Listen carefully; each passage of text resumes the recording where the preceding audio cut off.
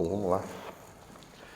Então, no finalzinho da aula passada, a gente viu aqui as duas identidades de Green, né? Então começa com aquela primeira identidade de Green, não é nada demais, é simplesmente pega, né, o divergente do gradiente vezes uma função, aí você vai separar, você vai encontrar uma relação assim, né? Então aqui é a integral de superfície no certo volume, V. A gente viu que esse volume pode ser bastante complicado, não precisa ser o espaço inteiro. E isso aqui vai ser integral de, vamos botar um colchete, gradiente psi, escalar, gradiente φ, mais psi laplaciano de φ, certo? Então precisava ser colchete, não podia ser parênteses. Até aqui tudo bem?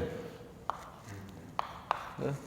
A gente vai voltar e pensar um pouco em vários aspectos do que está acontecendo aqui, mas por enquanto vamos só pegar essas expressões aqui, manipular e tentar chegar numa solução, certo? Então, como eu falei para vocês, agora você vai pegar psi e trocar com φ, certo? E subtrair. E aí você vai obter a versão aqui de baixo, né? Então aqui vai ter psi gradiente de φ menos φ gradiente de psi, certo? Isso aqui tudo é escalar dA. Isso aqui é elemento de área direcionada. Aqui vai ser uma integral. Esse termo é simétrico, então ele vai aparecer nos dois e vai embora. Então vai ficar psi laplaciano de φ menos φ laplaciano de psi. Né? Foi assim que eu fiz. Aqui é laplaciano e aqui é d3x. Como eu discuti na outra aula, a gente tem funções que nós podemos encontrar que satisfazem equações do tipo laplaciano de menos, 1 sobre 4π, 1 sobre x menos x0, certo? Isso aqui vai dar pra gente nossa delta 3 de x menos x0, certo? Então, o que nós podemos fazer aqui, para usar essa expressão, né, como a gente estava discutindo antes, é que a gente precisa, de alguma forma, retirar o psi ou φ daqui de dentro para a gente poder encontrar uma solução integral aqui para o nosso problema, certo? Aqui, claro, eu esqueci de botar, né? Aqui é na borda do volume. Aqui a gente já meio que se convenceu de que o volume é bastante importante para definir essas soluções, né? E a gente vai ver como é que essas duas coisas agora estão interagindo, certo? Então a gente tem aqui o laplaciano dessa expressão, da delta de Dirac, que eu falei para vocês.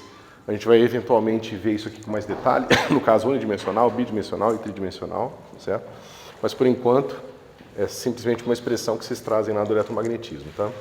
Então o psi vai ser o potencial eletrostático, V, que a gente quer encontrar, tá certo? E o φ, como eu falei para vocês, a gente vai escolher como sendo essa expressão aqui, certo? Menos 1 sobre 4π, 1 sobre módulo de x menos x0. Ok?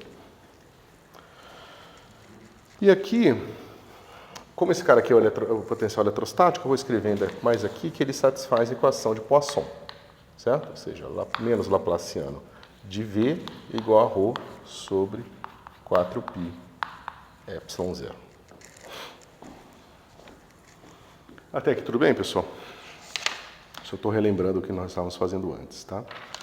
Então eu vou substituir aqui vagarosamente, tá, essas expressões. Então, primeiro eu vou colocar aqui o lado esquerdo, bonitinho, integral no bordo. Eu não vou mudar nada aqui, para não ficar difícil de acompanhar. Então, eu vou trabalhar mais o lado direito primeiro.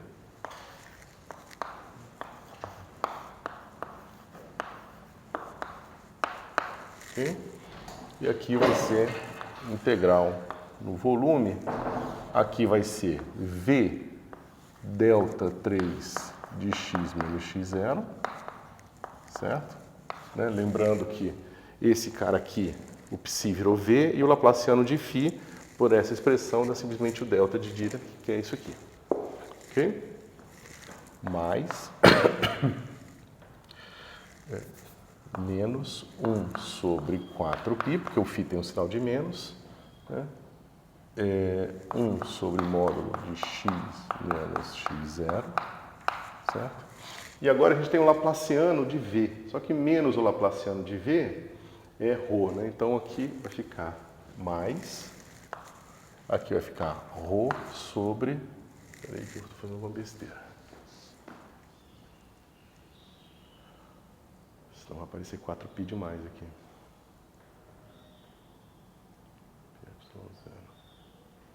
Não, isso aqui foi erro meu, tá, pessoal?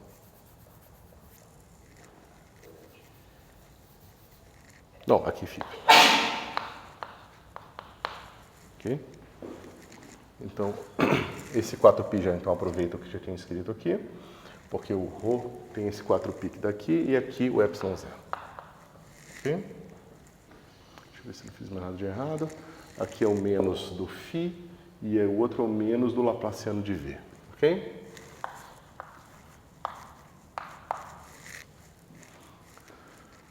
Bom, agora está uma situação boa, né? Porque a gente queria justamente encontrar uma delta de Dirac ou qualquer coisa que fosse possível, né, usar para tirar o potencial de dentro da integral, certo? Então a gente vai fazer os dois casos, tá? Então vamos fazer o caso x0 pertencente ao volume, certo? Quando o x0 pertence ao volume, então essa delta de Dirac vai dar o v calculado em x0, né? Então a gente bota aqui v calculado em x0. E aí o que a gente vai fazer? Deixa eu ver, a gente joga esse cara para o outro lado. Peraí aqui.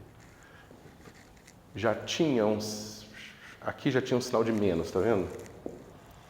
Esse sinal de menos aqui já corta com esse sinal de menos daqui, ok? E aí quando eu tirar o Laplaciano desse cara aqui, tem outro sinal de menos. Aqui é menos, tá?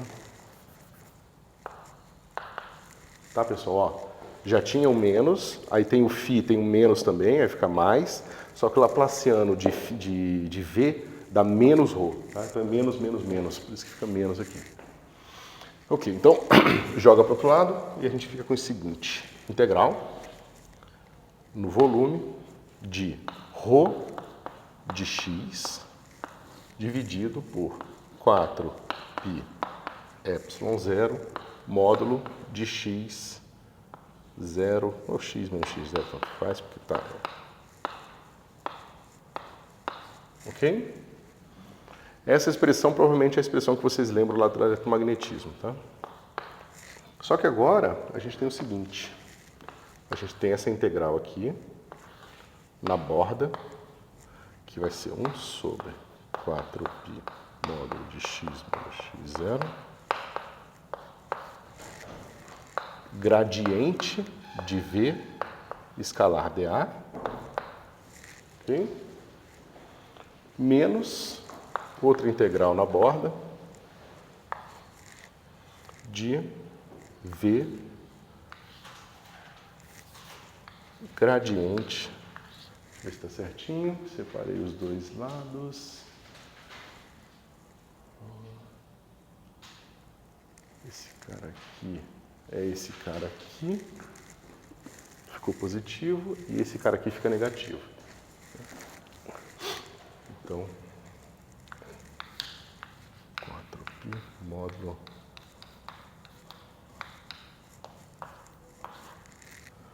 escalar dA. Ok? Olha que interessante.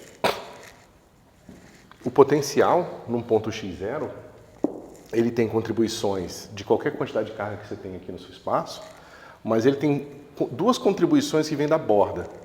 Uma contribuição vem do Laplaciano de V, projetado na borda, tá certo? Que seria mais ou menos se você pensar o campo elétrico na direção que entra ou que sai do seu volume, tá certo?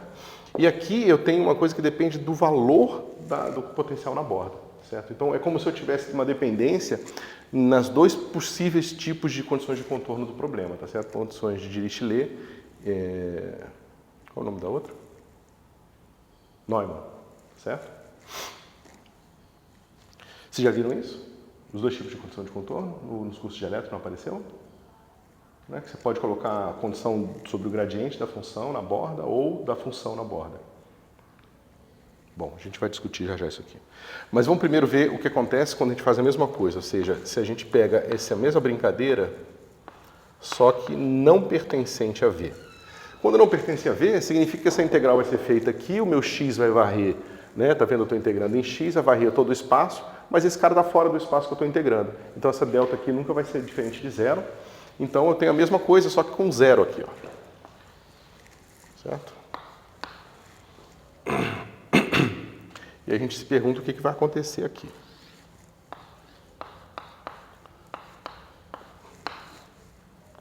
Aqui é V.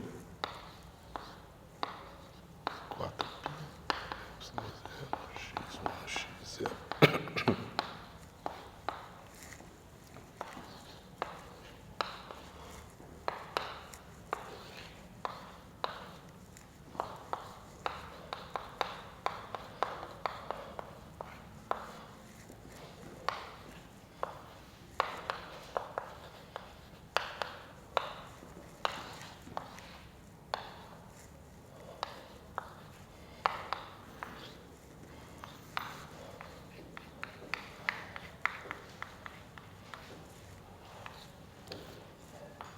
E aí, pessoal? O que essa expressão de baixo está dizendo para a gente sobre o problema? Veja, isso tudo, o nosso objetivo é descobrir quem é o potencial eletrostático. Tá certo? Ou quer que seja o problema, né, o que está aparecendo aqui na equação de Poisson. Fundamentalmente, a gente quer resolver essa equação aqui, dado um conjunto de condições, certo? Aí nós fizemos essa brincadeira toda com os teoremas, né, com essas identidades de Green, substituímos aqui uma função especial, que a gente sabe que vai dar, o laplaciano dela vai dar o delta de Dirac. A gente obteve essa expressão maior e aí fez a brincadeira, né, de botar o x0 dentro e fora do volume. Encontramos essas duas expressões. O que a expressão de baixo está dizendo para a gente? Sobre V. Porque veja, isso aqui é uma parte do problema. Esse cara aqui é uma função dada. Né? Rho é dado, se eu integro aqui, Rho é dado, 4π eu conheço, ε0 eu conheço, esse cara aqui é outro que eu conheço, d3x eu conheço tudo aqui. Então isso aqui é uma função de x0, certo? O que eu não conheço ainda, o que eu quero determinar é justamente minha função v, ok? Só que ela aparece de duas formas aqui, ó. O que isso está dizendo para a gente? Eu posso, ou melhor, deixa eu fazer uma pergunta para vocês. Dada essa expressão, o que vocês diriam se eu perguntasse se eu posso especificar simultaneamente o valor de V na borda e o gradiente de V na borda? Eu posso fazer isso?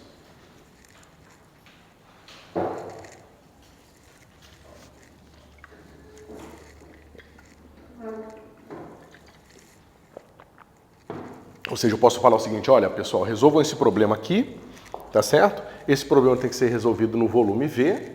E eu vou dizer que o meu potencial aqui na borda de V é igual a uma certa função f, certo? Mas deixa eu escrever num lugar melhor, peraí. Eu vou especificar o meu problema assim. Né? Meu problema foi especificado dessa forma e eu vou dizer o seguinte.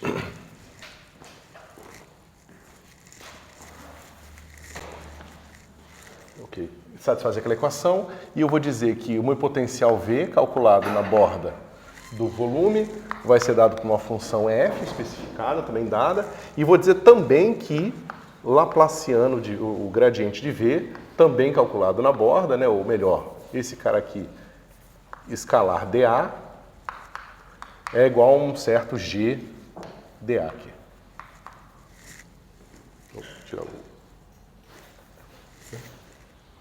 Bom, eu posso fazer isso aqui, eu posso dizer simultaneamente que esse cara é igual a F e esse cara é igual a igual a G?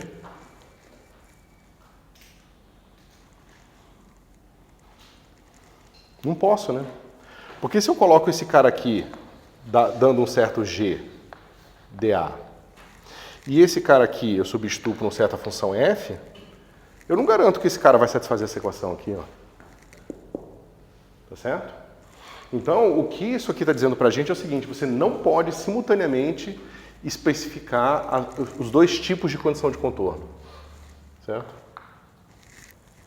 Ou você especifica qual é o valor do potencial eletrostático na borda, ou você especifica o gradiente da função na borda. Mas você não pode especificar os dois, tá certo?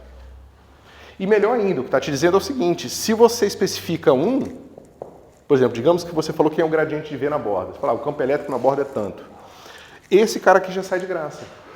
Porque você pode jogar esse cara para lá e dizer quem é esse V aqui, pelo menos uma integral complicada dele, em termos desse outro aqui. Tá certo? Então você encontra uma relação entre essas duas coisas. Certo? Você poderia até, inclusive, substituir esse negócio agora. Quer dizer, não dá por causa do x0, né? O x0 não está igual.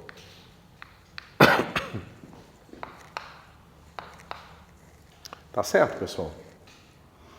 Então, essa é uma parte importante sobre as condições de contorno. Outra coisa que a gente vai ver é o seguinte. Quando você está fazendo o seu volume V, né? Esse volume aqui, esse V tortinho, quando vai para infinito, o que acontece com essa expressão aqui? Eu estou calculando a integral na borda. É a borda de alguma coisa que tem um volume cada vez maior, está indo para o infinito. Essa borda vai, né, esse negócio vai para zero, a não ser que esse cara aqui divirja de uma forma esquisita, certo? Mas, exceto por esses casos mais complicados, esse cara aqui vai para zero e esse cara aqui vai para zero também, porque esse gradiente aqui vai ser pior ainda, ele vai com uma potência maior aqui para zero, certo? Então, como é que fica a sua solução da eletrostática? Fica assim. Fica só esse pedacinho. Que é o que vocês estão cansados de ver, né? Eles pegam aqui uma densidade de carga, tem esse potencial eletrostático aqui de uma carga pontual, e aí você integra ele para obter esse cara aqui, tá certo? Mas isso aqui, pessoal, é um caso particular do que a gente chama de uma função de Green, tá certo? Essa função de Green aqui, que é esse pedacinho, ele está fazendo o papel da inversão desse operador aqui, certo? Ou seja, a gente pode escrever assim. Vamos pegar esse caso mais simples.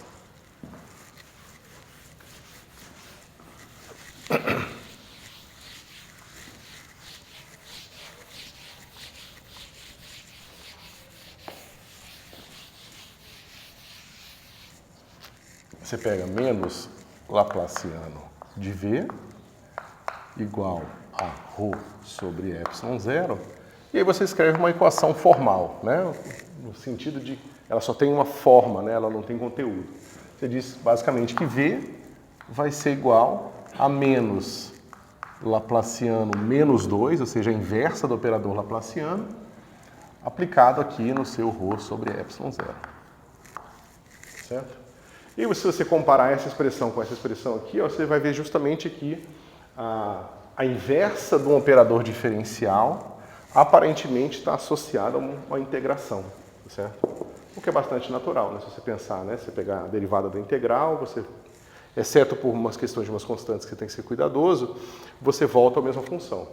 Essas constantes que você tem que tomar cuidado, elas estão justamente associadas a esse pedaço aqui, tá certo? Que é a condição de contorno, tá certo? A gente vai rever depois função de Green, como eu falei para vocês, uni, bi e assim por diante, tá certo?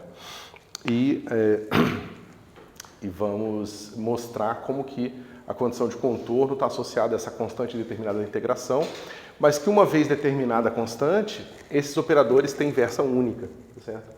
Então você vê que não faz sentido você simplesmente inverter o operador. O operador, para ser invertido, ele precisa estar num contexto em que as condições de contorno estão especificadas, tá certo? E isso volta àquelas ideias iniciais que eu discuti com vocês, né? De que um operador diferencial ele te diz como que as coisas estão se amarrando uma do lado da outra, mas não te diz o que acontece na borda, tá certo? Mas uma vez que você especifica o que acontece na borda, acabou. O seu operador está totalmente determinado e você pode invertê-lo, ok? Professor, essa especificação das condições de contorno vão ser, igual você falou, não pode especificar as duas ao mesmo tempo. Então a gente vai especificar uma e a outra chega de graça e a gente consegue fazer isso. Isso. Uma maneira de ver isso é o seguinte. Deixa eu ver se eu falo isso agora ou deixo para depois. Vou falar agora. Então, a gente fez essa conta aqui e chegou nessa expressão, certo? O que a gente pode fazer de diferente é o seguinte. A gente vai pegar aqui agora o nosso φ e nós tínhamos escrito ele como sendo o quê? Menos 1 sobre 4π, saúde, x menos x0. E por que a gente tinha usado essa expressão aqui? Porque a gente sabia que o laplaciano dela dava o nosso...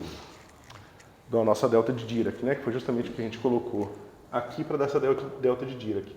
Mas veja, eu posso aqui colocar qualquer função f aqui a mais, contanto que laplaciano de f seja igual a zero. Certo? Porque se eu faço isso, o que eu queria que acontecesse, que era que aparecesse uma delta de Dirac aqui, continua acontecendo. Ok? E eu vou chamar então esse φ de menos g, que aqui, pessoal, tem uma certa nuance sobre o fato de que aqui sempre aparece x menos x0, tá certo? Em geral, se você está trabalhando com um espaço euclidiano, significa que essa função aqui também tem que ser uma função de x menos x0, ok? Então eu vou escrever dessa forma aqui, mas lembrando que em geral seria mais, digamos, conservador se eu escrevesse assim, x, x0, mas não vai fazer grande diferença para a gente, certo? Dizer que essa função vai depender de x menos x0. Bom, se eu faço isso aqui, como é que fica a minha expressão? Aquela expressão ali vai ficar integral. Deixa eu não sei se eu já boto. Vou deixar aqui assim mesmo. De v gradiente de g. Aí eu boto o sinal de menos aqui. O g eu vou escrever só assim. Aqui não tem seta nenhuma. Okay? Menos g gradiente de v. Boto mais, tá certo? Por causa do menos g aqui. Esse cara aqui todo, escalar dA. Aqui dentro vai ficar integral. O v continua sendo multiplicado pela delta de Dirac de x menos x0. Okay? Menos, aí o que vai acontecer aqui? Eu vou ter o laplaciano, que vai dar o v sobre o ε0. O menos fica igual, só que agora aqui vai ficar g. G de x menos x0. E aqui eu boto o ρ sobre ε0. Ok? De 3x. Deixa eu ver se está tudo certinho. Tá. Os sinais estão certos, tá certo? Bom, isso aqui nos leva, novamente, eu vou pegar aqui o x dentro do volume, tá certo? x0 pertencente ao volume. Isso vai dar v de x0 igual a integral de g de x menos x0 sobre ε0, ρ de x de 3x mais integral de g gradiente de v dA menos integral aqui na borda, aqui no volume, na borda, v gradiente de g e ρ sobre ε0 dA. Aqui deixa eu só botar aqui o escalar, tá? E aí, o que isso me ajuda, pessoal? Professor, no G que você colocou, é o gradiente de φ? Ou é o laplaciano de φ? Não, eu só chamei φ de menos g, só isso. E eu estou dizendo quem é essa expressão, ou seja, o g ele vai ser dado por esse pedacinho aqui, que a gente sabe que o laplaciano é a delta de Dirac, somado com uma função f aqui. Okay? Certo. De onde veio aquele oposto dentro da série que estava explicando o método de G? Vem do gradiente, né, que eu tinha aqui. Esse cara aqui, ó. Esse cara aqui é laplaciano de v, né? Menos laplaciano de v dá isso aqui. E aqui era o g que eu tinha, tá certo? É só a expressão, a segunda identidade de Green. O que eu posso fazer agora?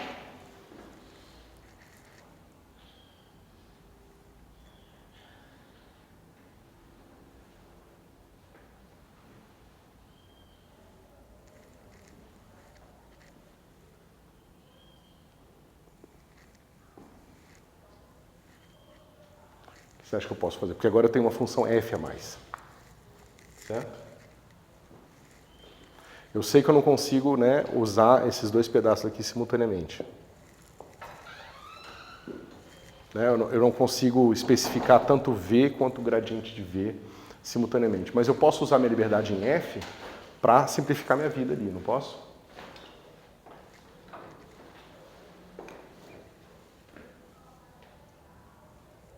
Porque f é uma função harmônica, satisfaz aquela equação.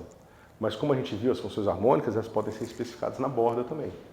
A gente pode dar condições de contorno para a função harmônica agora. Não é mais a minha função v, tá? F é uma função harmônica qualquer, no sentido de que é uma função que satisfaz aqui laplaciano de f igual a zero. Ok? Então, digamos que eu conheça o gradiente de v.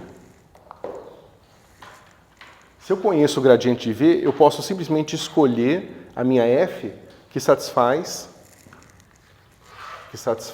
né, esse cara aqui, ó.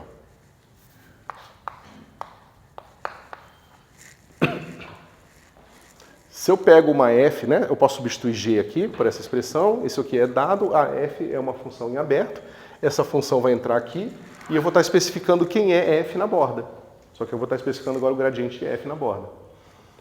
Isso aqui termina de especificar a função f totalmente, que é uma função harmônica, e agora eu sei que o meu gradiente de g satisfaz isso aqui. Só que se o meu gradiente de g satisfaz isso aqui, esse termo aqui é zero, e esse cara aqui é um cara conhecido. Meu problema está totalmente especificado, claramente. Aqui ficava uma coisa assim, eu preciso primeiro especificar um, aí eu especifico o outro, aí eu uso uma expressão para calcular um em termos do outro. Ali não, eu já absorvo a minha indeterminação dentro do f. E de uma forma que só depende da geometria do problema. Tá vendo? Só que só depende da borda. Só depende do tipo de condição de contorno e da borda. Bom, se fosse o contrário, ou seja, se eu soubesse v, aqui eu escolhi isso. Se eu soubesse o gradiente de v, bastaria... Espera um pouquinho, aqui eu falei que esse cara aqui é igual a zero justamente porque eu conheço o gradiente de v. Se eu conhecesse v e não o gradiente de v, bastava fazer uma outra escolha. Bastava escolher que g na borda é igual a zero. Certo? Se eu calculo g na borda igual a zero, você vai ver que é a mesma coisa de eu botar essa expressão aqui igual a zero na borda. Se eu tiver, por exemplo, numa esfera e essa borda for a casca da esfera, basta eu calcular esse cara aqui na casca da esfera que vai dar o raio, se eu botar, né, o cara na origem, e eu consigo calcular o f. É um pouco complicado, em geral a gente não resolve dessa forma, tá certo? Mas dá para fazer isso, ok? Isso aqui está entendido, pessoal? Ou seja, eu posso usar a minha liberdade para zerar o g se eu conhecer o v, ou para zerar o gradiente de g se eu conhecer o gradiente de v. E uma vez que eu faço isso, eu tenho o meu problema totalmente especificado para essa expressão aqui. Isso me dá uma solução integral para o problema, certo? Que a gente depois ainda vai ver o caso de quando não estamos na eletrostática, estamos na eletrodinâmica, que aí vai entrar a propagação no tempo, os operadores, né, que vão te dar os potenciais avançados e retardados. Ok? Então, só para finalizar isso aqui, algumas coisas importantes que a gente tem que pensar sobre esse problema, porque é justamente a chamada das próximas coisas que a gente vai ver, tá certo? Primeiro,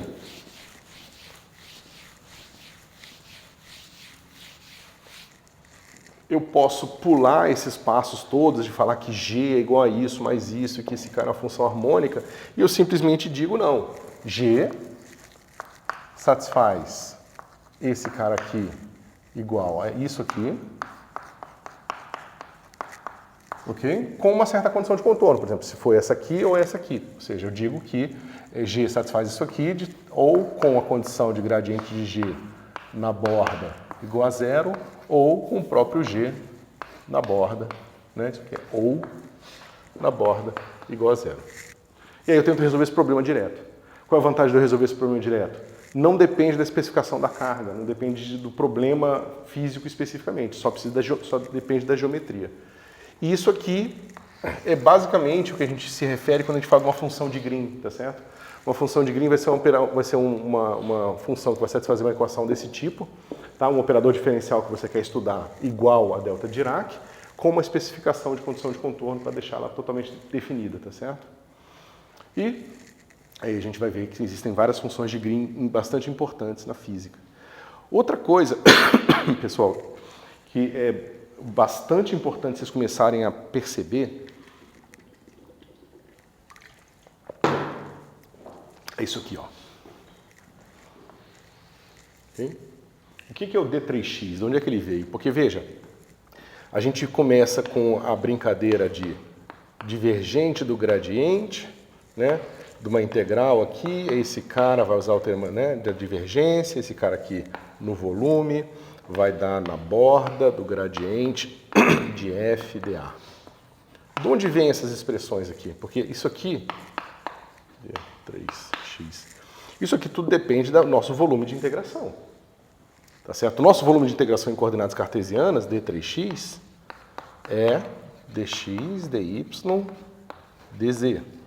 Em coordenadas esféricas, eu espero que vocês já tenham visto, esse cara vai ser R2 seno θ, dθ, d. Dá para não confundir, dφ, dr. Certo? De onde que vem isso aqui?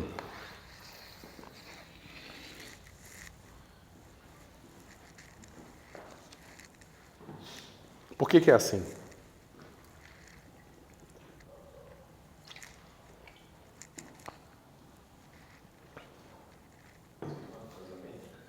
Por causa da métrica, por causa da maneira que você mede o tamanho das coisas, certo? Ou seja, esse cara aqui é o cubinho infinitesimal que você pode fazer aqui, em que você fala que esse cara aqui tem um certo tamanho, esse cara tem um certo tamanho, esse cara tem um outro tamanho, e você fala, né, que base vezes altura, vezes na largura, te dá aqui o volume do cubo, tá certo?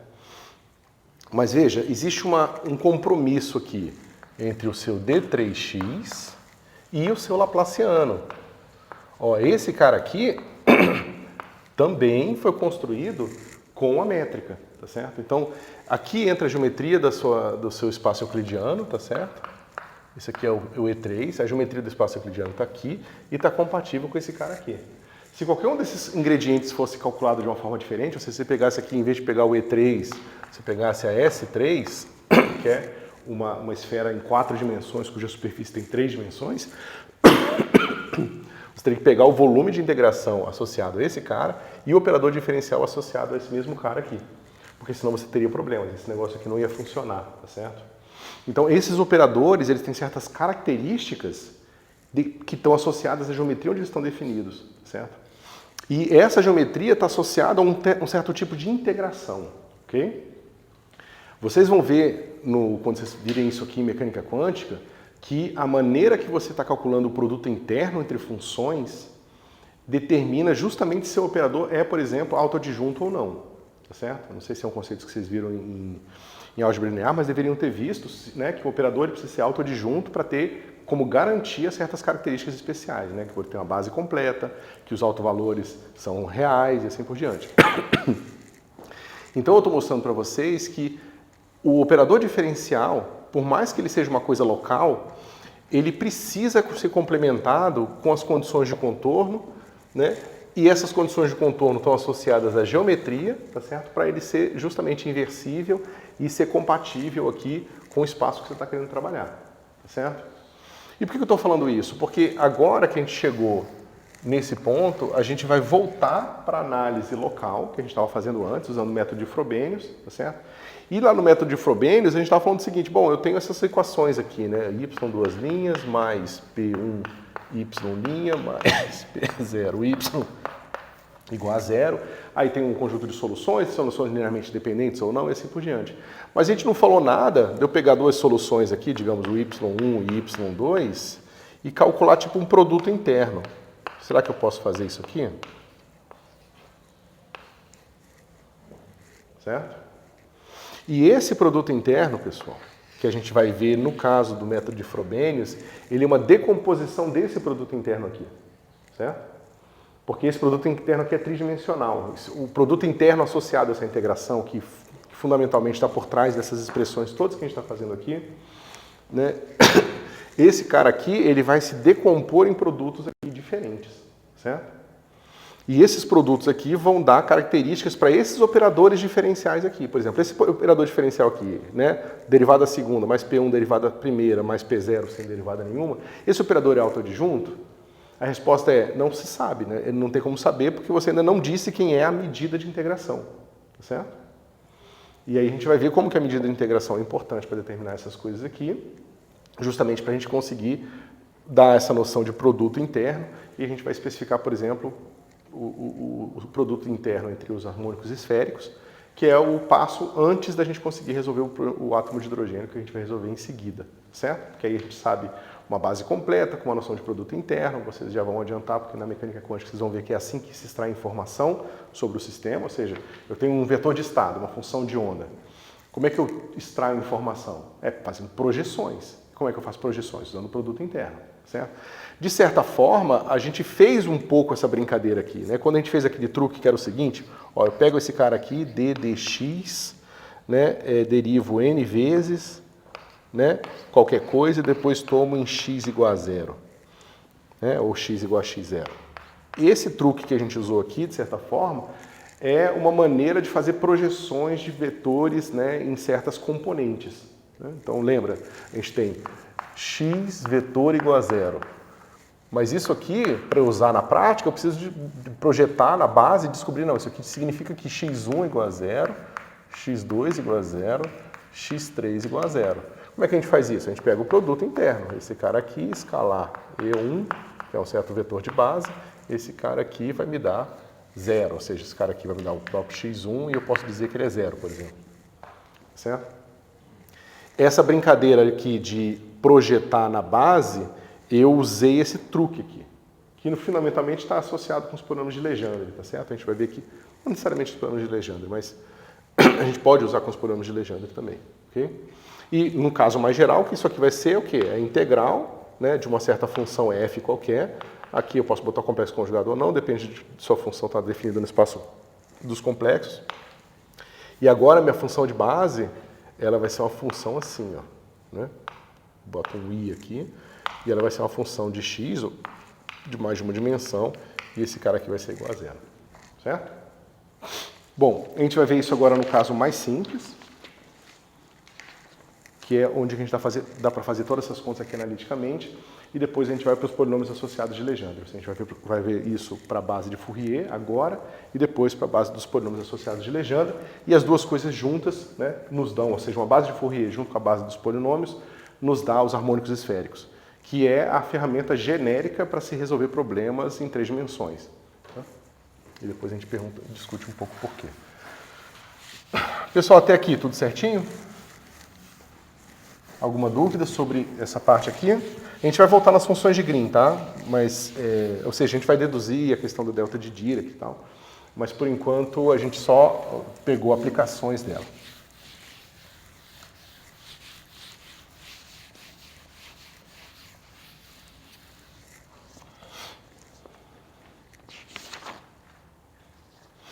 Então, isso aqui é... Não... Ok. Então a gente vai ver o exemplo da série de Fourier, tá certo? Ou seja, eu tenho uma f e uma g, ok? Elas pertencem ao espaço das funções infinitamente diferenciáveis entre menos L sobre... Aqui eu fiz L a L, deixa eu ver o que eu faço. Vou fazer de L a L mesmo, que é mais fácil. Tá certo? Vai ter um fator de 2 a mais aqui. Ok? E eu quero que essas funções satisfaçam o seguinte. São funções infinitamente diferenciáveis nesse domínio aqui. Eu estou botando S como sendo minha variável, porque esse negócio vai ser x1, ou vai ser x2, ou vai ser x3, tá certo? Então eu deixo uma variável S para vocês não acharem que é específico para uma dimensão especial. Ok? E a gente sabe que essas funções elas estão associadas a essa equação aqui, ó. D2, D, S2 de F igual a K2F, certo?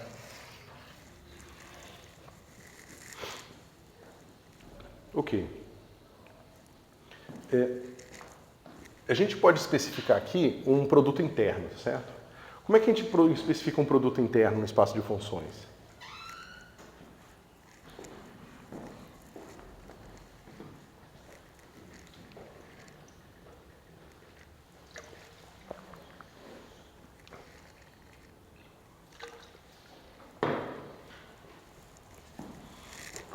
Vamos dar um passo atrás, vamos pensar então como é que a gente especifica um produto interno no espaço vetorial. Então tem um vetor V. Ele tem que dar as coisas de módulo. Não. Tem uma série de propriedades. Isso. Mas vamos pensar aqui mais na construção direta dele. Como é que a gente constrói um produto, né? Isso, ele tem que ser comutativo, tem que ser não degenerado, tem uma série de restrições.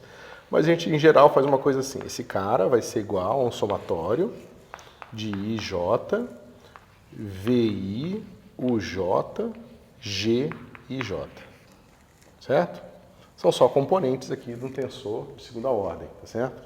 Como você falou, eu quero que VU seja igual a UV, tá certo? Vamos fazer o caso mais simples de espaços vetoriais sobre os reais, tá certo? Então você quer que fundamentalmente essa matriz aqui seja simétrica, ou seja, você quer que GIJ é igual a GJI. Mas você também quer que V, escalar V, seja maior ou igual a zero, né? E V, escalar V é igual a zero se, somente se V for o vetor nulo. Certo? São duas propriedades que a gente tem aqui para o produto interno. Imagino que vocês já tenham visto isso lá em cálculo 2. Bom, mas isso diz pra gente, basicamente, que esse cara aqui tem que ser positivo, tá certo? Não esses caras, os números têm que ser necessariamente positivos, mas isso aqui é dizer que esse produto é um produto positivo definido, ok? Bom, mas e se eu tenho uma matriz com essas duas propriedades, assim, minha matriz G, que eu sei, o que a álgebra linear diz para mim sobre transformações de base dessa matriz? O que eu posso fazer para simplificá-la? Né? O que acontece com uma matriz simétrica positivo definida? Eu posso encontrar uma base que simplifica ela? E nessa base, como é que ela fica? Sim, você pode achar, por exemplo, se ele está definindo em uma base de 3 vetores, talvez você consiga reduzir eles até o número de dimensões de matriz. Não sei se você perguntou. A pergunta é a seguinte, em geral você vai ter uma coisa assim, ó, G e J, ponto, aí você vai ter aqui, né, G11, G12, G13, G21, G22, G23, G31, G32 e G33, certo? Primeira coisa que você sabe aqui é que o 3,2 é igual ao 2,3, o 2,1 é igual a 1,2 e o 3,1 é igual a 1,3. Tá certo? Então você tem aqui 1, 2, 3, 4, 5, 6 números, tá certo? Quando você escreve uma matriz assim, pessoal, está implícito que ela é dessa forma na base canônica, ou seja, isso aqui é a mesma coisa de dizer que se você pegar um vetor EI, deixa eu ver, EI como sendo o vetor, vou botar assim, E1 como vetor 1, 0, 0, o E2 como vetor 0, 1, 0 e o E3, não, acho que é melhor botar embaixo, E1, E2 e E3 igual a 0, 0 e 1, né? Quando você escreve isso aqui,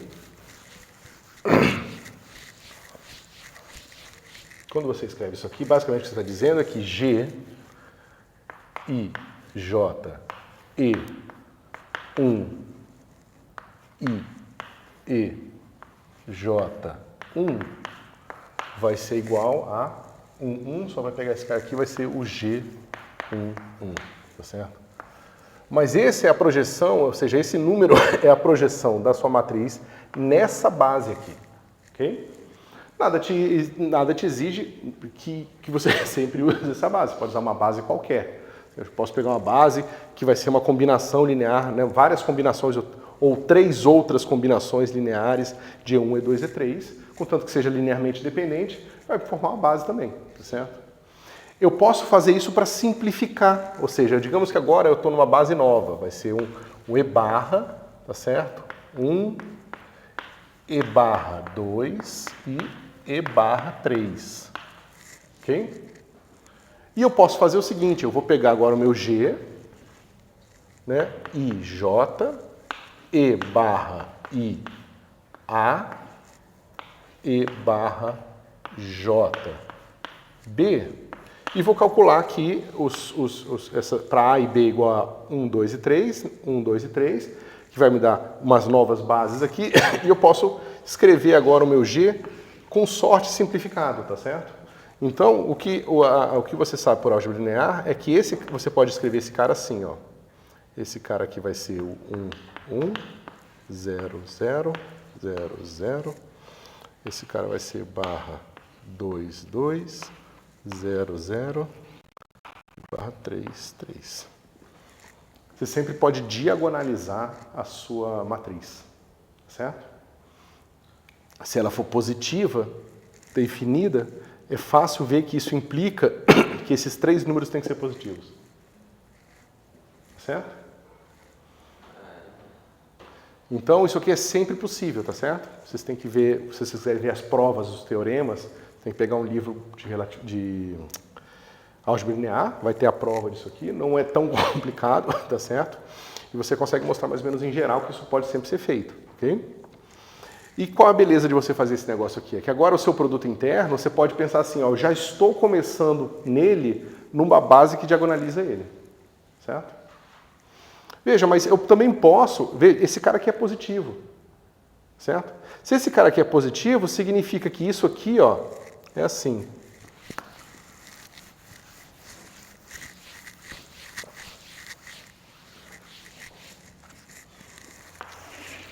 Significa que você tem G, I, J, E, I, 1, E, J, 1, e esse cara vai me dar o meu G barra 1, 1, que é o número maior que 0. Porque ele é positivo definido, como eu falei para vocês. Se esse cara é positivo definido, eu posso redefinir esses caras aqui, ó, assim, G, I, J, igual... E1, I barra sobre raiz de G1, 1. Aqui, E barra 1, J raiz de G1, 1 barra. Eu só posso fazer isso porque esse cara aqui é positivo, senão não faria sentido tirar essa raiz, porque eu estaria indo para um espaço, um espaço complexo. E esse cara agora vai ser 1. Então, a simetria me garante a diagonalização e a positividade me garante que eu posso renormalizar os meus vetores para obter que G barra barra IJ é igual a delta IJ. Certo? Por isso que a gente geralmente começa com produto interno, a gente fala, o produto interno é tal e bota um delta aqui. Assim. Fala, produto interno de V com U igual a soma de U e VI. I de 1 até 3, ou até, sei lá, N. Certo? Isso aqui é o produto interno. Ok? É porque quando você exige as propriedades de um produto interno sobre essa aplicação bilinear, que é um tensor, você sabe que ela vai ser dada por uma coisa simétrica, a simetria te garante a garante o caráter diagonal dela, tá certo? E a positividade garante que você pode renormalizar os seus vetores de base para ainda colocar numa versão mais simples ainda, onde ela fica em termos de uma delta de Dirac, numa delta de Kronecker, tá certo? O que complica quando você vai para a relatividade geral é que você não tem mais só um espaço vetorial, né? Como a gente viu lá no começo do curso, cada espaço tangente é um espaço vetorial diferente. E se você tem uma métrica que varia agora no espaço, se você diagonaliza ela num ponto, não necessariamente vai ser diagonalizado em todos os pontos, porque a sua transformação agora também depende da posição, certo? Então, espaços... Porque se fosse isso aqui fosse verdade para todos os espaços tangentes, então, basicamente, você poderia dizer que a métrica da relatividade geral seria sempre a métrica de Minkowski. E não é o caso, certo? Justamente porque tem limitações aqui. Mas quando você está tratando de um espaço vetorial só, você tem a liberdade de fazer isso, tá certo? Você sempre pode fazer isso no espaço vetorial. Então, não é uma grande limitação. Agora, o que isso tudo tem a ver com o que a gente estava falando aqui desse espaço de funções?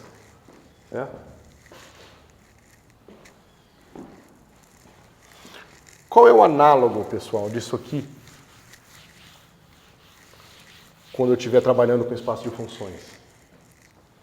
Se você acredita que existe uma transposição razoável dessas ideias aqui para o espaço de funções, basicamente você tem que imaginar que o valor da função num ponto é como se fosse a componente de um vetor, certo? Aí o como se fosse faz bastante trabalho nessa frase, tá certo? Porque tem muita coisa por trás quando você for estudar realmente a análise funcional e espaços de dimensão infinita, tá certo? Tem vários outros detalhes técnicos importantes. Mas para a gente agora aqui no nível que a gente está vendo isso, a gente não precisa se preocupar, tá certo? Então, se eu sei que eu posso reduzir meu problema para esse formato aqui, eu posso simplesmente pensar que eu estou começando o meu problema já nessa base, tá certo? E se eu começo nessa base e eu tenho o meu vetor, digamos, f e o meu vetor g, né, eu vou dizer que o produto interno vai ser assim, ó, integral de f de s g de s. E aqui eu poderia pensar assim, ó, integral de f de S1, g. Aqui g está ruim porque eu já usei g para métrica. Deixa eu tirar aqui e botar h. Vou botar aqui h só para não confundir. Então eu tenho aqui o meu g, o meu f e o meu h. E aí eu vou dizer o seguinte, aqui é S1, aqui é S2, e aqui eu teria uma g de S1, S2, DS1, DS2. Isso aqui seria tipo o produto interno. Isso aqui seria, sei lá, uma coisa F.H. Ok? Mas se essas ideias todas se transpõem, como eu estava falando, significa então que esse cara aqui é tipo uma matriz contínua infinita, tá certo? Ou seja, com um número de elementos não contável infinitos, mas que de qualquer forma define um produto interno que eu vou exigir as mesmas propriedades. Ele tem que ser positivo definido, ele tem que ser simétrico e assim por diante. Quando eu faço isso, eu descubro que, de certa forma, eu posso simplificar toda essa brincadeira aqui, da mesma forma que eu tinha aqui, e vir para uma coisa como essa. Certo? Mas isso seria você dizer que o produto de f com h vai ser igual a integral de f de s, h de s, ds. Tá certo? E aqui os limites lá, de a a b. Ou, no nosso caso, de menos L a L. Ou seja, esse A aqui seria menos L e o B seria L. Certo? Então, a gente simplesmente pensa, bom, eu posso talvez começar com esse produto aqui. Tá certo? O que vocês podem eventualmente estudar quando vocês virem problema de Sturm-Liouville é que aquele produto interno ele não acomoda os operadores todos que a gente está interessado. Ou seja, quando você pensa nesse cara aqui, mais P1y' mais P0y igual a 0, você vê que o produto interno simplesmente de f h ds não garante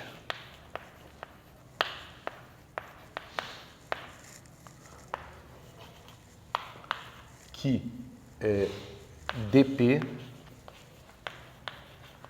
seja autoadjunto.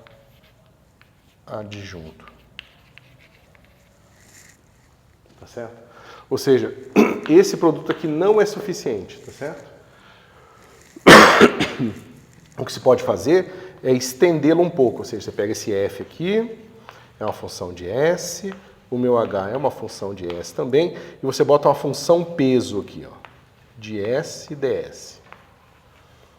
Aí você vê que a função peso ela vai ser especificada pela função p1 e p0, certo? uma vez que a função peso é especificada por um P1 e P0, você sabe que esse novo produto interno aqui, para esse produto interno, esse operador é autoadjunto e ele vai ter todas as propriedades que a gente espera de um operador físico, né? Ou seja, vai ser inversível, vai ter os autovalores reais e tudo mais, certo? Até aqui tudo bem, pessoal? Bom, na prática, a gente pode trabalhar com bases reais, tá certo? A gente vai, inclusive, ver a base de Fourier real e complexa, tá certo? Mas, em muitas circunstâncias, a gente pode estender o nosso problema, tá certo? Para trabalhar com uma base que seja potencialmente complexa, tá certo? Você complexifica um espaço de funções, você acrescenta naturalmente um produto antissimétrico entre elas, né? Ou seja, pensa que agora você tem o espaço de funções complexas, ou seja, esse cara aqui, a sua função, ela pode te dar valores complexos, ou seja, f de S, ela pertence aqui aos números complexos, ok? Quando isso acontece, você pode ter uma coisa assim, ó, f estrela h, isso vai dar o que para você? Vai ser a parte real de f, a parte real de h, mais a parte imaginária de f, a parte imaginária de h, só que aqui eu vou ter mais um termo, né? Eu vou ter a parte real, eu vou ter o izinho aqui, eu vou ter a parte real de f, eu vou ter a parte imaginária de h, menos a parte imaginária de f, a parte real de h. Certo? Ou seja, se eu calcular esse produto aqui, produto complexo, né? O complexo conjugado de f vezes h, eu vou ter esse pedaço aqui e vou ter esse pedaço aqui. Certo? Então veja. Se eu quero um produto interno e eu estendi a minha função para o espaço dos complexos, e se eu defino que a minha integral agora vai ser dessa expressão aqui, o que eu estou ganhando? Eu estou ganhando o seguinte, aqui é um produto interno. Quando eu fizer a integral desse pedaço aqui, vai ser a integral dessa parte da função, vezes essa parte da função, é um produto interno. E aqui também. Se eu não tivesse botado o complexo conjugado aqui, eu ia ter um mais aqui na frente, só que um menos aqui na frente. Quando eu colocasse um menos aqui na frente, a parte real aqui desse negócio não ia ser mais positivo definida. É como se eu tivesse botado uma métrica com potenciais vetores com módulo negativo. Ou seja, se eu pegasse aqui uma função f que só tem parte imaginária e uma função h que só tem parte imaginária,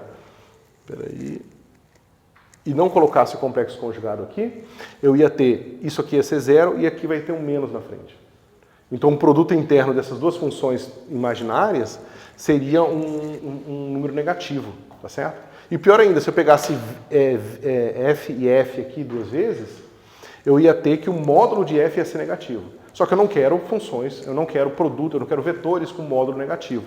Esse cara não seria um bom produto interno, tá certo? Então, vocês vejam que colocar o complexo conjugado aqui no seu produto interno é necessário para você garantir que ele seja positivo definido, tá certo? Ele te dá um treco extra aqui, que é essa parte aqui imaginária, tá certo? Só que essa parte imaginária, ela vai a zero quando você faz f. Tá certo? Então, se eu faço o produto interno agora não mais com FH, mas eu faço com F estrela H, esse cara aqui passa a ser um produto interno bem definido no sentido que a gente estava discutindo antes. Os vetores têm módulo negativo, positivo e assim por diante. Mas eu não... Desculpe, interromper assim, sem querer. Mas ele, entendi a diferença que fez colocar esses três estrelas de uma operação? Uhum. Complexo conjugado. Então antes a gente tinha o F de S e o H de S de produto escalar. Normal. Eu estou motivando a definição do produto interno, certo? E aí eu estou discutindo primeiro por que a gente faz simplesmente uma integral, ou seja, por que a gente faz isso aqui. Para motivar isso aqui eu mostrei que no caso de dimensão finita no espaço contável, você pode sempre reduzir esse formato aqui. Aí eu pedi para vocês acreditarem que quando vocês vão para o espaço de dimensão infinita, parte dessas coisas podem ser provadas ainda, e para justificar a gente tem um produto interno assim, certo? Eu falei para vocês também que esse produto nem sempre é suficiente para garantir que esse operador diferencial aqui vai ter suas características interessantes, tá certo? E que às vezes a gente precisa de um peso extra aqui, certo? E o que eu estou falando agora para vocês é o seguinte: se eu tiver que estender minha função agora para tomar valores no espaço dos números complexos, eu vou ter que modificar o meu produto interno ainda mais uma vez, botando um complexo conjugado aqui, justamente para garantir que se eu pegar esse produto aqui, digamos, se eu definir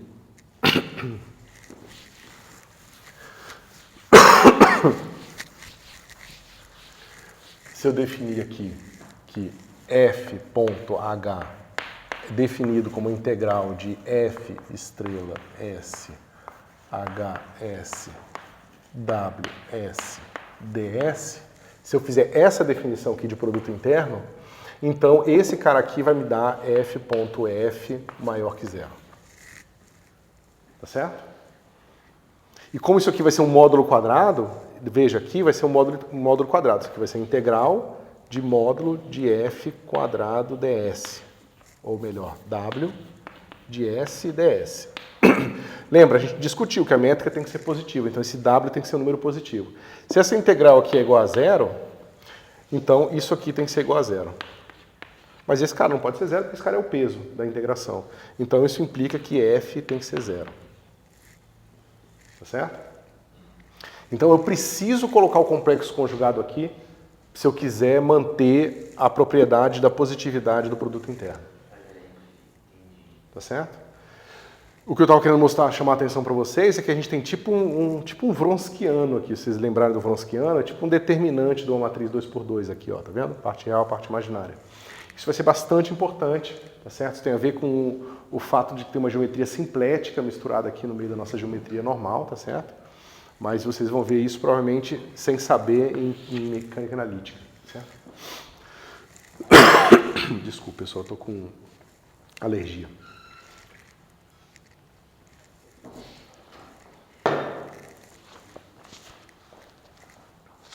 Bom, dito tudo isso, a gente volta a brincar com as nossas funções ali periódicas, tá?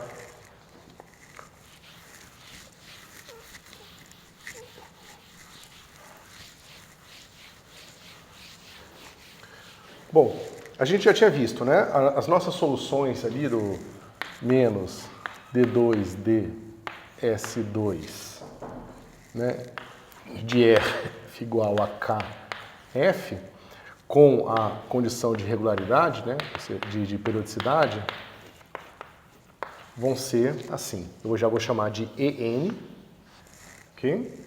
De S vai ser igual a uma norma aqui, que eu não sei quanto é que é ainda, exponencial de IKS, ok? E o K, a gente viu, o KN aqui, se vocês me lembrarem de alguma coisinha aqui qualquer, vocês me avisam, tá? Esse meu KN, ele vai ser πn sobre L. Ok? Eu tinha feito para a integração, eu defini a integração aqui, né? Lembrando, a integração aqui está definida de menos L a L. Espera aí, deixa eu ver uma coisa. Só para ver se eu não estou errando aqui nos limites. Aqui tem que ser 2L. Ok? Porque eu estou falando aqui de menos L a L. Tá certo? Ela é periódica de período 2L. Ok? Então, o nosso...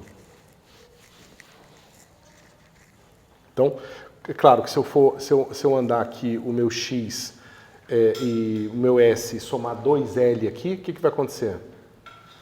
Né? Ou seja, esse cara aqui, ó, Vai ficar I, K, N, S mais 2L. Certo? Isso aqui vai ser igual a exponencial de I, K, N, S. Isso não muda. E aqui eu já vou abrir, vai ficar assim. I, aí o K eu já escrevo como π N sobre L, 2L. Certo? Corta o L aqui e aqui, fica I2Nπ. 2Nπ, isso. E esse cara aqui é sempre igual a 1. Certo? Então essa aqui é a maneira de deixar a função periódica de P2L, justamente para casar com a nossa integração que a gente vai definir agora em seguida. Então, vamos lá. Como é que fica aqui então se eu pegar o meu F bola H? Vai ficar definido como sendo integral de menos L a L de F estrela de S H de S ds. Certo? Mas eu tenho essas funções de base aqui, ó, que a gente encontrou como sendo as possíveis soluções do nosso problema. Será que essas funções aqui são ortonormais? Se elas são ortonormais, será que elas também são normalizáveis e tudo mais? Vamos ver. Então, o que acontece se eu pegar agora aqui o meu EN ponto EN linha? Né? Esse cara vai ser N linha vezes integral de exponencial de menos I K N S exponencial de mais I K N S, certo? ds. Então, pessoal, ó, o menos aqui vem justamente da conjugação complexa da função à esquerda, ok? Por isso que tem o menos aqui e o mais aqui. Okay? Bom, como é que vai ficar esse negócio? N, Nzinho, Nzão, Nzinho linha, e aqui integral de menos L a L de exponencial de I, Kn menos K, N linha, S, ds. Ok? Bom, pessoal, mas isso é uma integral bastante simples de resolver, né?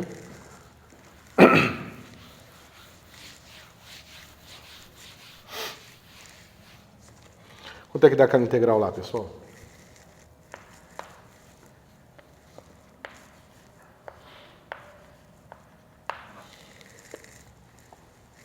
Quanto é que é a integral de exponencial?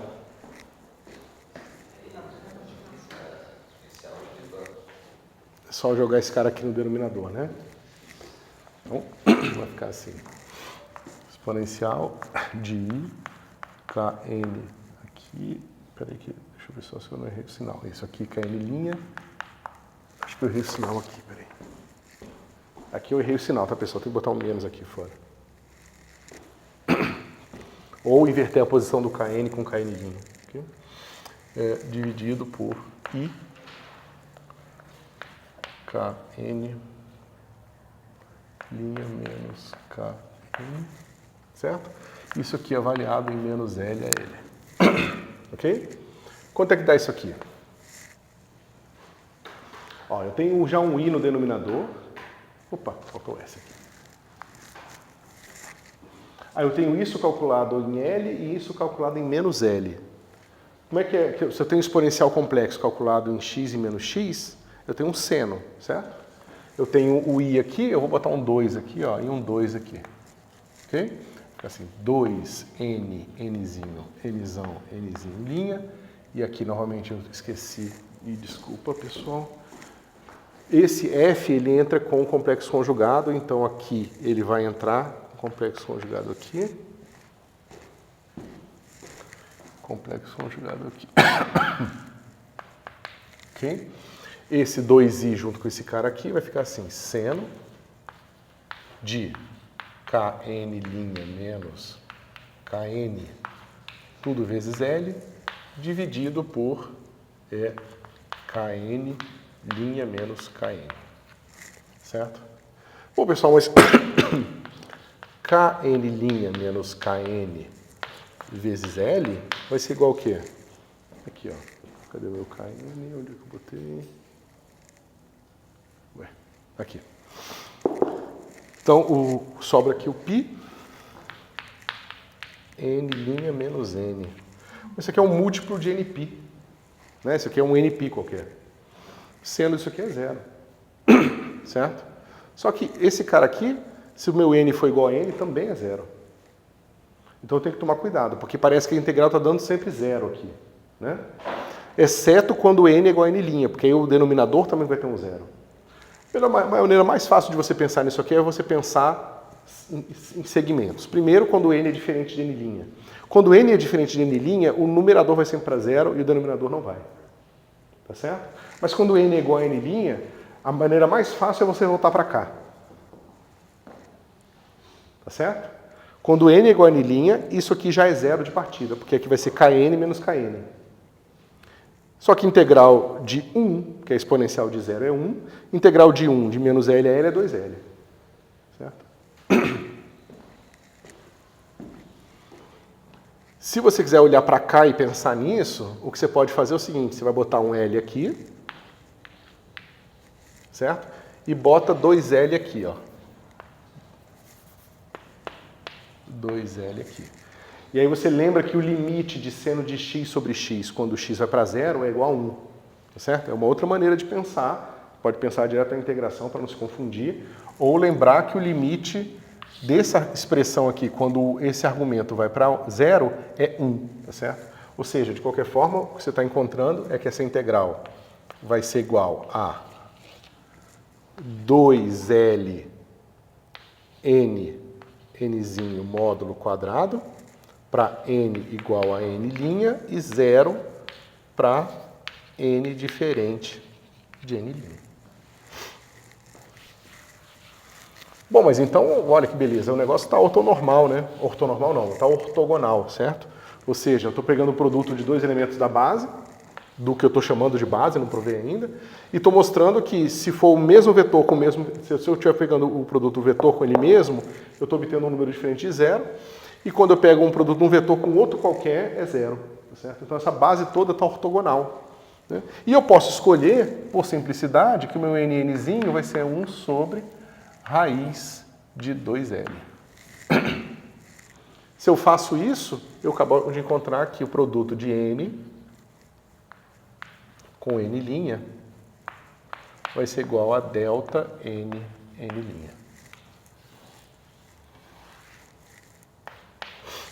Certo?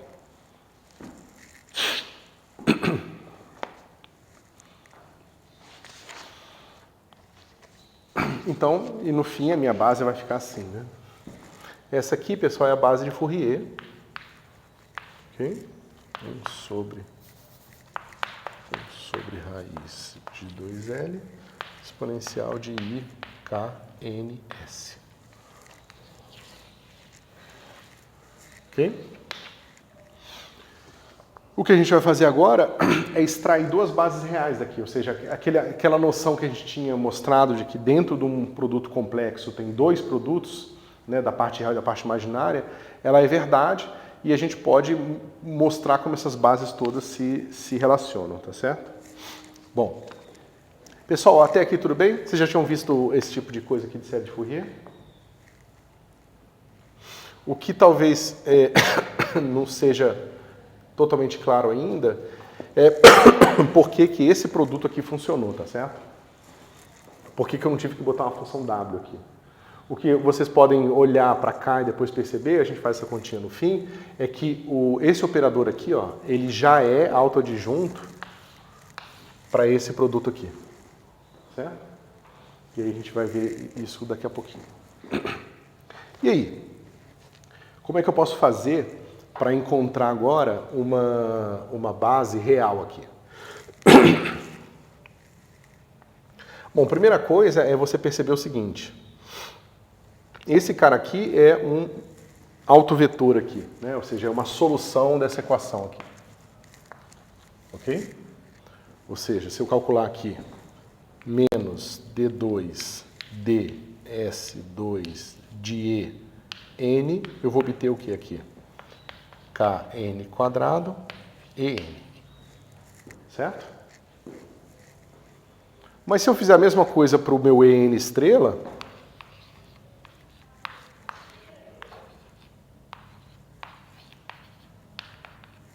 eu vou obter a mesma coisa aqui. Ok? Isso aqui está claro, pessoal? Eu posso pensar que eu tirei o complexo conjugado das duas expressões aqui, ou eu posso simplesmente voltar para cá, para a expressão, quer dizer, para cá mesmo, olhar para cá e ver que se eu tiver um mais ou um menos aqui, tanto faz. Porque quando eu derivar duas vezes, vai cair esse mais e esse menos, vai estar ao quadrado, e esse negócio vai embora, e eu vou ter essas expressões aqui, certo?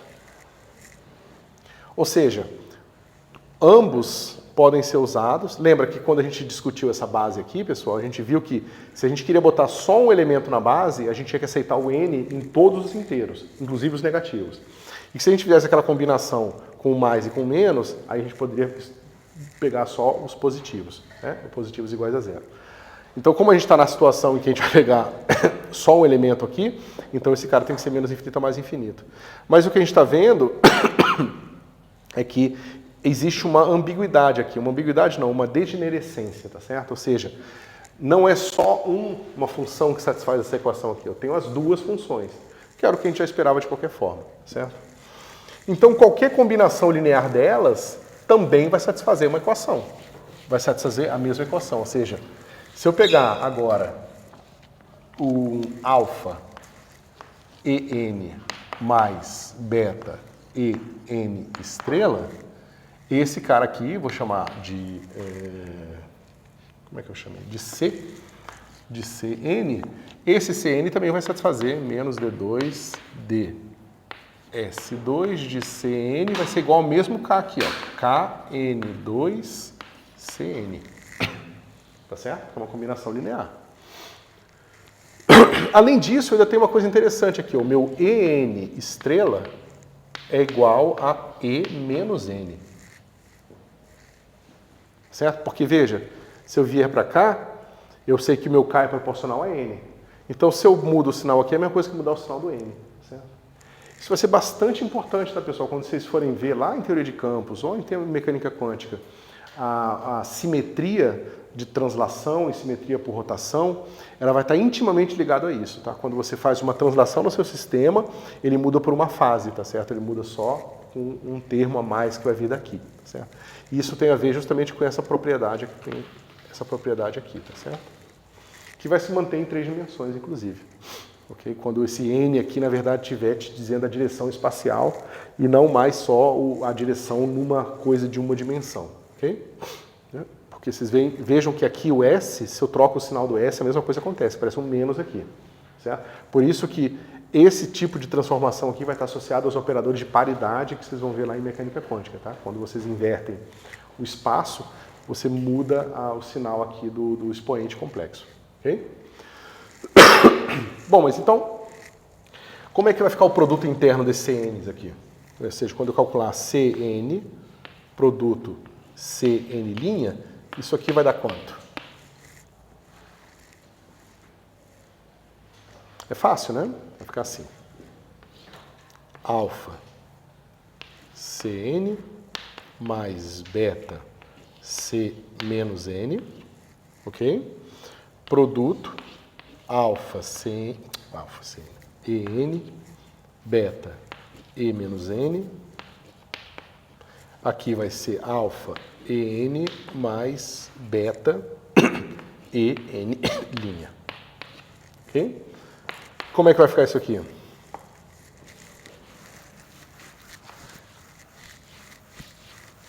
Lembra, quando entrar na integral, esse cara aqui vai aparecer complexo conjugado, esse cara complexo conjugado, todo mundo complexo conjugado aqui. Mas eu já sei o produto desse cara com esse cara aqui. Certo? Vai ficar assim, ó. Módulo de alfa ao quadrado, delta de N', que é o produto desse com esse. Pode fazer normal. É, porque é tudo linear, né? Tá aparecendo dentro da integração, né? É assim, F estrela G, H, né? ds. Aqui é um produto. É um produto de números reais que você está acostumado. E o produto de números reais tem chuveirinho. Então, né, usando a terminologia que você trouxe. Então, aqui vai ser F, vai ser A mais B, então vai ser A vezes H, B mais vezes H. Ou seja, vai dar duas integrais dessas aqui. E a mesma coisa vale para cá, tá certo? Você pode fazer todo mundo com todo mundo como se fosse um produto de números reais. Certo? Mas não é.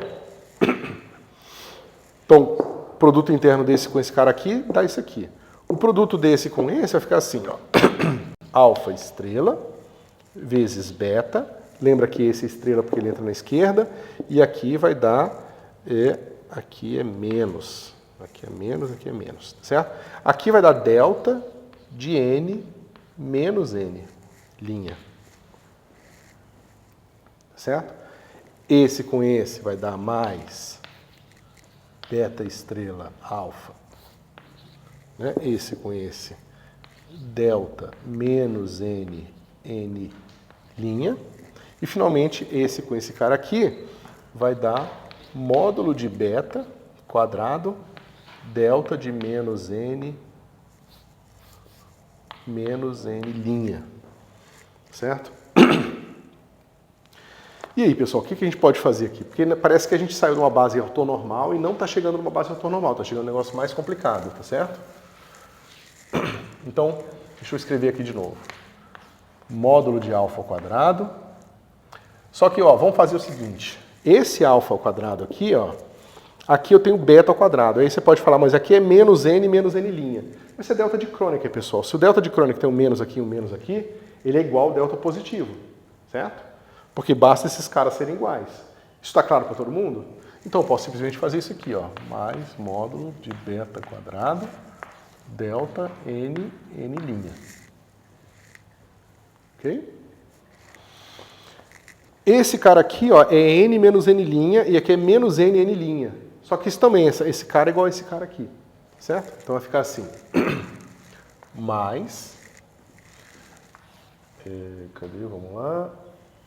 Alfa estrela beta mais beta estrela alfa delta n menos n linha. Ok? E aí, quais são as opções que eu tenho aqui, pessoal?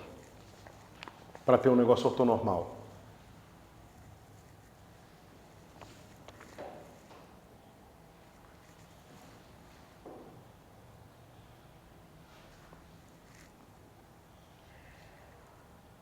Eu preciso, né? Para eu ter uma nova base ortonormal qualquer agora, fazendo uma combinação linear das minhas bases complexas, eu preciso que esse termo aqui vá embora. Certo? Deve voltar na direita. Esse mais à direita aqui. Certo? Só que mais que isso, né? Se eu quero que esse cara aqui seja real, eu quero que B seja complexo conjugado de alfa. Desculpa, beta seja complexo conjugado de alfa. Se eu quero que o meu Cn, digamos que vamos exigir que Cn é igual a Cn estrela. Certo? Mas isso implica que alfa é igual, desculpa, beta é igual a alfa estrela. Vocês concordam? É só olhar para cá. Ó. Ok? Mas como é que a gente faz aqui, então? Professor, como que é a equação? Ah, não. Eu ia perguntar como a equação sem estrela poderia ser a mesma, né? Como assim sem estrela? Não, o CN... Ah, Cn estrela. Ah, se ele fizer isso aqui, sim. Ou seja, se eu quiser sair da minha base complexa, fazer uma combinação melhor. Dada a minha base complexa, qualquer combinação aqui que satisfaça, por exemplo, esse cara aqui igual a 0 e esse cara aqui igual a 1, me dá uma outra base complexa, certo? Essa liberdade eu sempre tenho. Agora, se eu quiser sair para uma base real, ou seja, uma base que satisfaz essa expressão aqui, isso aqui implica isso aqui, tá certo? E se eu substituir esse negócio aqui, como é que vai ficar? Espera aí que tem uma coisa errada. Não.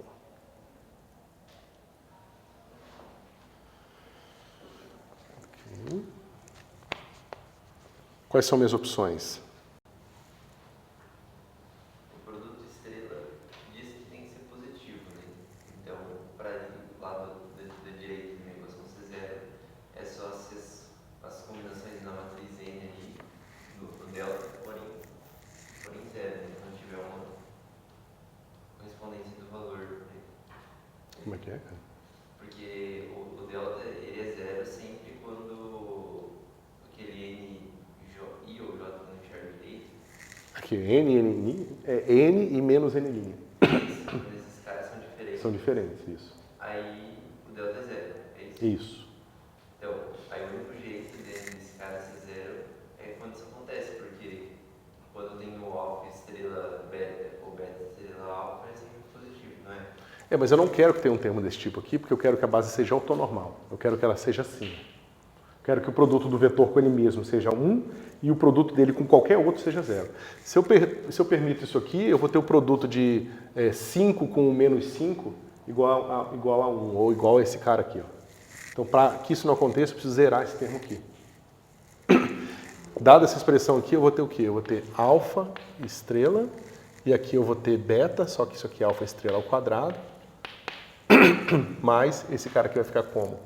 Vai ficar alfa quadrado igual a 0. Certo?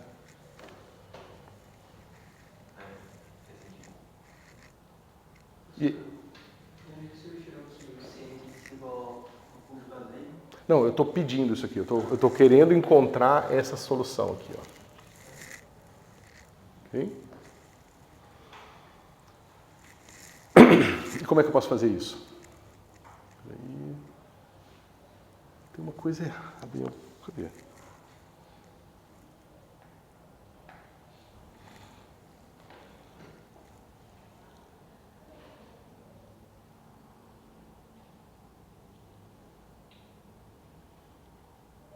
Tá.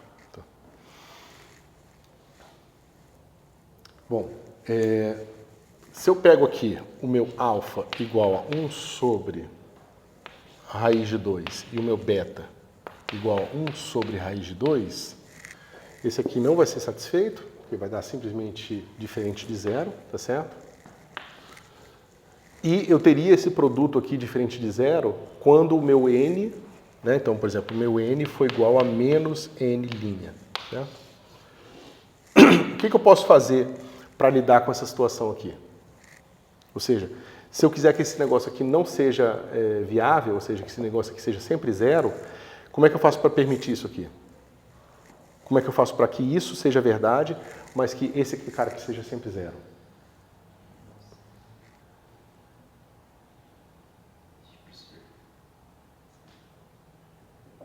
Não tem como, né? Mas eu posso fazer o seguinte, eu posso dizer que eu vou pegar o meu n maior que 0. Se o meu n e meu n' forem sempre maiores que 0, meu problema está resolvido. Porque aí esse cara aqui zera e eu não preciso zerar mais esse pedaço aqui. Certo? Então, eu não consigo fazer as duas coisas, tá? Na hora que eu vou criar essa base aqui, ó, que eu quero que seja real, eu preciso restringir o meu n para cá. Certo? Quando eu faço essa restrição, então esse termo aqui vai para 0 e só preciso resolver esse pedaço aqui. Mas esse pedaço é fácil, porque vai ficar assim, ó. Vai ficar 2 módulo de alfa ao quadrado, porque aí alfa e beta eu posso usar essa expressão aqui. 2 módulo de alfa ao quadrado igual a 1. Certo? Ou seja, o meu alfa pode ser 1 sobre... vai ser 1 sobre raiz de 2. Ok?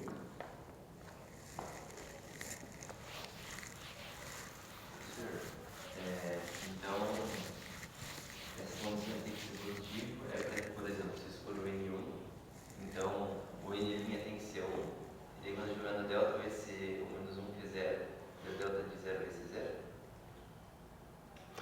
0? É mais no seguinte sentido.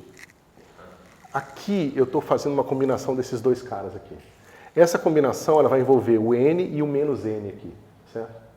Se eu permito os meus n's aqui irem de menos infinito a mais infinito, então é como se eu estivesse contando duplamente aqui. Tá certo? Porque eu vou ter o cara aqui, vai ser assim, 1 e menos 1, 5 e menos 5, tá certo? Mas se eu botar aqui menos, 5 e menos 5, só que eu botar aqui menos 5, eu vou ter 5, menos 5 e 5 aqui. Entendeu? Que vai ser uma repetição dos dois, da combinação dos mesmos dois vetores, entendeu? Então, eu posso evitar isso restringindo essa combinação dos CNs somente para Ns positivos, tá certo? Isso tira a minha contagem dupla ali, ok? Bom, feito isso, eu tenho essa solução aqui, por exemplo. Eu pego alfa real, beta real e a nossa brincadeira está resolvida, ok?